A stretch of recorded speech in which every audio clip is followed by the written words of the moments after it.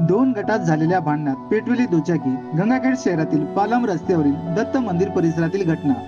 दोन गटात झालेल्या भांडणात दुचाकी पेटवून दिल्याची घटना आज रविवार 28 एप्रिल रोजी संध्याकाळी 6:30 वाजेच्या सुमारास पालम रस्त्यावरील दत्त मंदिर परिसरात घडली. या प्रकरणी गंगाखेड पोलीस ठाण्यात गुन्हा नोंद करण्याची प्रक्रिया सुरू आहे. याबाबत समजलेली अधिक माहिती अशी की गंगाखेड शहरातील पालम रस्त्यावर दत्त मंदिर परिसरात दोन गटात झालेल्या भांडणात दुचाकी पेटवून दिल्याची घटना घडली.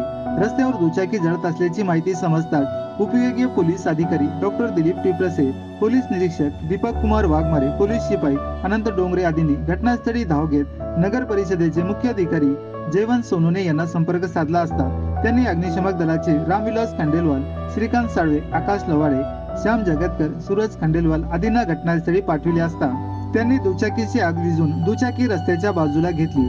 या घटनेत दुचाकी पूर्णपणे जळून खाक झाली असून कोणतीही जीवितहानी झाली नाही. या प्रकरणी गुन्हा दाखल करण्याची प्रक्रिया सुरू होती.